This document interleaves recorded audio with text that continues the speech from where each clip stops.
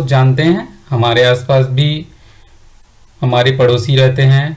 हम एक सामाजिक प्राणी हैं। सामाजिक प्राणी होते हुए समाज में रहने वाले जो हमारे आसपास हमारे अच्छे बुरे या खुशी दुख में काम आने वाले जो लोग हैं वह हमारे पड़ोसी कहलाते हैं।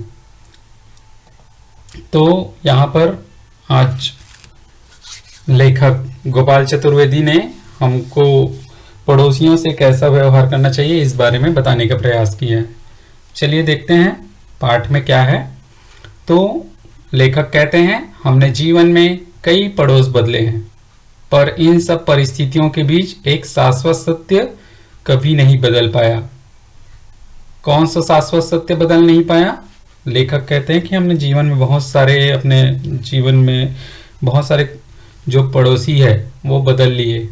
हमारा पड़ोसी के प्रति दृष्टिकोण आज भी स्नेहमय, उदार और सहायतापूर्ण रहा है। दूसरे जो हमारे पड़ोसी है उनके साथ हम प्रेम पूर्वक, उदारतापूर्वक, सहायतापूर्ण हमने जीवन गुजारा। हमें यकीन है कि हमारे पड़ोसी भी हमारे प्रति ऐसे नेक इरादे रखते हैं। हमारे पड़ोसी भी हमारे लिए अच्छे इरादे रखते होंगे। हमारे एक पड़ोसी की पत्नी हमेशा बीमार रहती थी। लेखक आगे बताते हैं कि उनके जो पड़ोसी है उनकी पत्नी है हमेशा बीमार रहती थी। हम उनकी पति की शक्ल देखते और एक ही सवाल दागते, आज भाभी जी का क्या हाल है। यह वैसे ही होता जैसे किसी काने से कोई दरियाफ्त करे कि भैया उस आंख में रोशनी आई क्या, क्योंकि वो बीमारी से जकड़ी हुई है और रोज उनको हम पूछते हैं। पड़ोसी कुछ समय बाद हमें देखते, झुंझलाते और खुद ही आश्वस्त करते, आपकी भाभी की सेहत सुधर रही है, धीरे धीरे आपकी भाभी की सेहत सुधर रही है, ऐसा लेखक से कहते। हम घर जाकर अपनी श्रीमती से इस महान नारी के जीवन की तारीफ करते, प्रशंसा करते और प्रशंसा करते करते नहीं अघाते। 1 साल से बिस्तर पकड़े हैं, अच्छे अच्छे टेटे बोल जाते हैं, मगर ये इतने दिनों में भी नहीं बोल पाई। पर यह तो लगता है कि भगवान के यहाँ से ये अमरौती खा के आई है, अमर होने की जड़ी बूटी खा के आई है, ऐसा अपनी पत्नी से तारीफ करने लगते मतलब व्यंग करने लगते हैं। फिर हम घर जाकर पत्नी से उनकी तारीफ करते। ऐसा ही स्नेहमय व्यवहार हमारे पड़ोसी का भी था। हमें साधारण सर्दी जुकाम भी होता तो वो हमको चेताते, अक्सर आपका गला खराब रहता है, किसी अच्छे डॉक्टर को दिखाइए।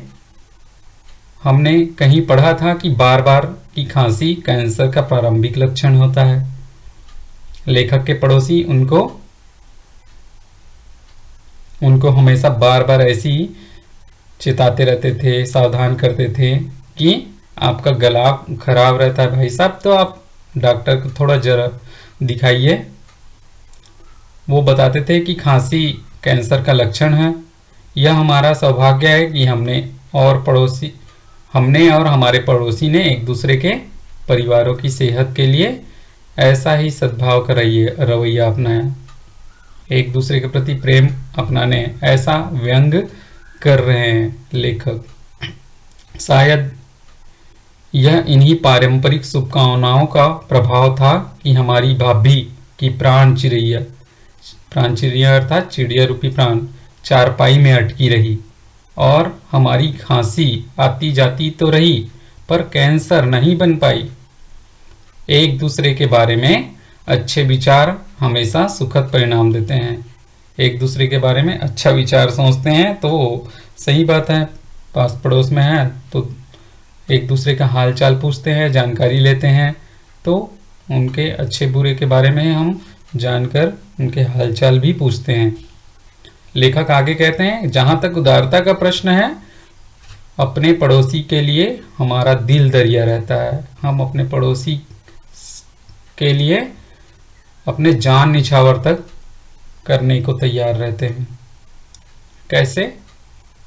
जिन पुराने जूतों, प्लास्टिक के थैलों और टूटी हुई जो शीशी को हमने सालों साल संजोया, उन्हें पड़ोसी को दान करने में भी हमें संकोच नहीं होता। पड़ोसी को देने की बात कह रहे हैं लेखक यहाँ पे। ऐसा नहीं कि दिमाग टोका टाकी नहीं करता। जब हम अपने घर के गंदे या टूटे फूटे चीज़ों को दूसरे को दें तो हमारा दिमाग जानता है कि हम दूसरे को क्या दे रहे हैं, मगर उसमें भी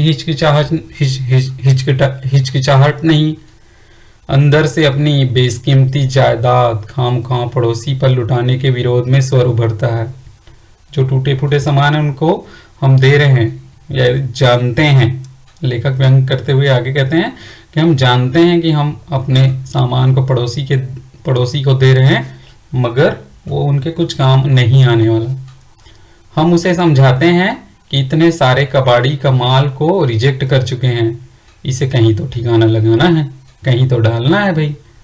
फिर जी कड़ा करके उसे किस्त दर किस्त पड़ोसी की झाड़ी पर फेंक देते हैं। छोटे छोटे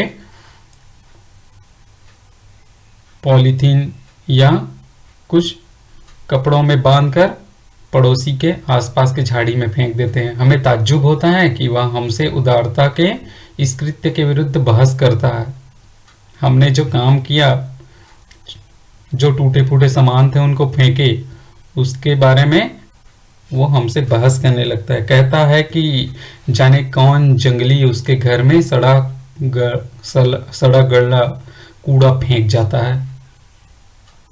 यह हमारी सामाजिक उपलब्धि है कि हम एक दूसरे का नाम लेकर बुरा भला नहीं कहते। हम जानते हैं कि इसी ने किया है, मगर हम किसी की बुराई नहीं करते, भला बुरा नहीं कहते।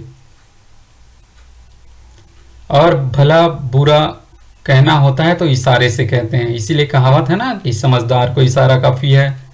अपना स्वभाव से अहिंसक है। हम अपने स्वभाव से अहिंसक हैं, हिंसा नहीं करते हैं। कौन झगड़े झंझट में पड़े। हम जानबूझकर मूर्खता का अभिनय करते हैं और पड़ोसी के सामने कूड़ा फेंकने वाले को डट कर कोसते हैं। भले हमने ही फेंका होगा, मगर हम दूसरे की बुराई करते हैं। अगले दिन हम अपने दरवाजे को कचरे के ढेर से सुशोभित पाते हैं। फिर हमारे दरवाजे पर कचरा लगा हुआ है। हम भी पड़ोसी से उस तीसरे गिरे इंसान को हर प्रकार का जो संक्रामक रोग लगने की बद्दुआ देते हैं। कौन हमारे घर के सामने ये ढेर डाल दिया, कूड़ा डाल दिया, ऐसा बद्दुआ देने लगते हैं। अपनी तो एक ही तमन्ना है, एक यह कूड़े का जो संवाहक है जल्दी कूड़े के ढेर में मिल जाए। उनको हम बद्दुआ देते हुए कहते हैं कि वो कूड़े में ही मिल जाए।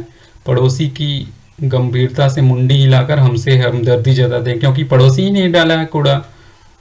कूड़े का यह आदान प्रदान बिना रोक टोक के चलता रहता है। अर्थात हम पड़ोसी के झाड़ियों के पीछे कूड़ा डाल रहे हैं और वो पड़ोसी हमारे घर के दरवाजे के पास कूड़ा डाल रहे हैं। इस प्रकार से हम अपने पड़ोसी के साथ ऐसा बर्ताव करते ही जा रहे हैं।